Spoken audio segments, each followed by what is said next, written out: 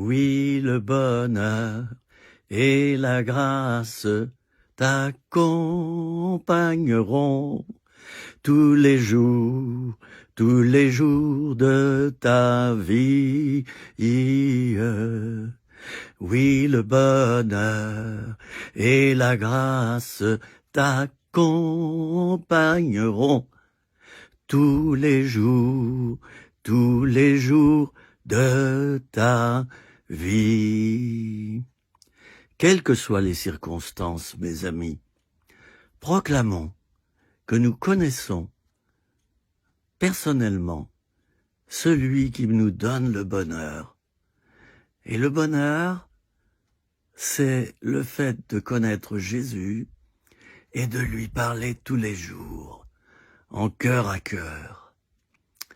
Il nous parle aussi. On lui parle, il nous parle. Et Jésus a dit, mes brebis entendent ma voix et ils connaissent ma voix.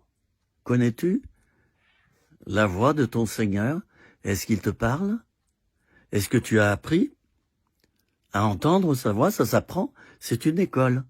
Si tu ne sais pas faire, eh bien demande donc autour de toi à un frère ou une sœur qui reçoit des pensées de Dieu, des révélations, et qui parfois entend la voix de Dieu.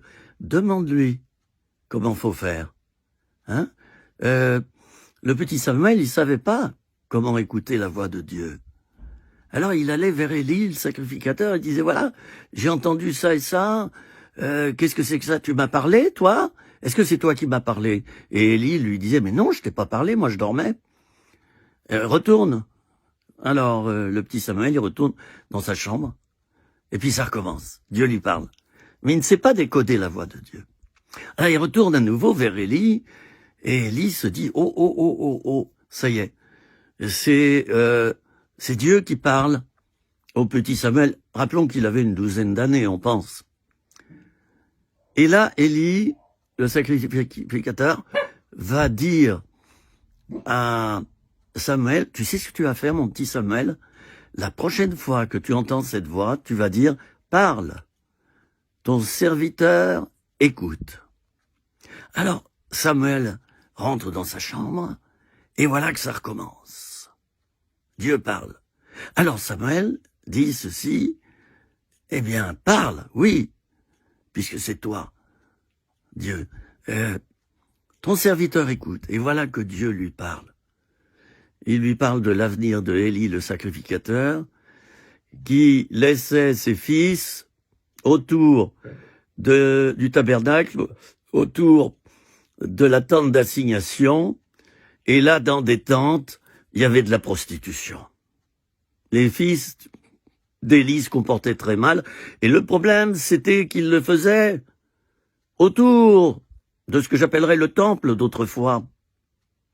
Et c'était presque de la prostitution sacrée. S'ils l'avaient fait en cachette, loin de tout ça, ça aurait peut-être été moins grave. Mais là, il donnait un mauvais exemple au peuple de Dieu. Et voilà, et Samuel revient vers Élie et lui dit, voilà, tu as péché contre l'Éternel.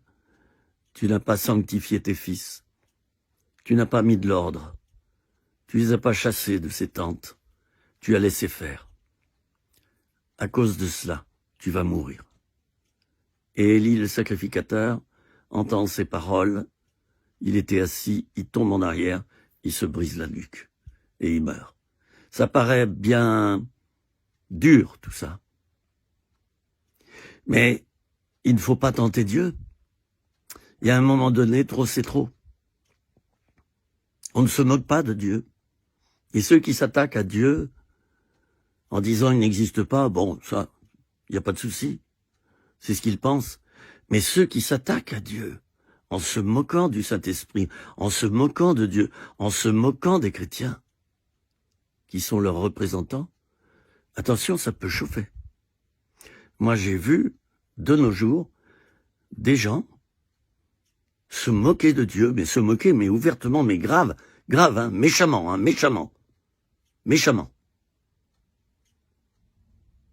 J'ai vu que quelque temps plus tard, il mourait. Voilà. Alors attention, Heureusement que la plupart d'entre nous, nous ne nous moquons pas de Dieu. Nous l'aimons.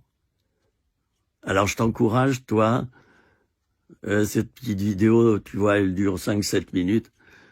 C'était pas prévu, je t'encourage. Je t'encourage à aimer Dieu de tout ton cœur, de toute ton âme, de tout ton esprit et ton prochain comme toi-même. Mets en pratique cela, réalise-le dans ta vie et tu verras que tous tes grands bobos et tes petits bobos disparaîtront parce que tu auras mis Dieu en premier. Il y a un ordre. Hein. Dans une voiture, on roule pas en sens arrière. Vous voyez ? On enclenche la première, une voiture, tu t'assieds sur le siège, tu avances, en avant. Tu mets pas la marche arrière pour accélérer, hop, 30, 40, 60, bah tu vas te tuer tout simplement. Et ceux qui se moquent de Dieu d'une manière trop active, en influençant les autres, j'ai pu remarquer tout au long de ma vie que quelquefois ça a chauffé dans leur vie, c'est normal. Il y a des choses qu'il faut pas faire, hein. Comme par exemple verser du poison dans l'assiette du voisin, etc., etc. Il y a des lois. Il y a des lois. Et il y a des choses à ne pas faire. Voilà. Alors je vous exhorte à dire au contraire à Dieu qu'il est merveilleux. Je vous exhorte à chanter sa présence, à vivre dans la louange. Et je vais vous rechanter, je vais te rechanter à toi, ce petit cantique à toi personnellement, qui me regarde maintenant. Je te le chante, rien que pour toi. Oui, le bonheur et la grâce t'accompagneront tous les jours de ta vie. Oui, le bonheur et la grâce t'accompagneront tous les jours de ta vie. Reçois ça en plein cœur, comme une flèche d'amour. Je te dis à bientôt. Au revoir.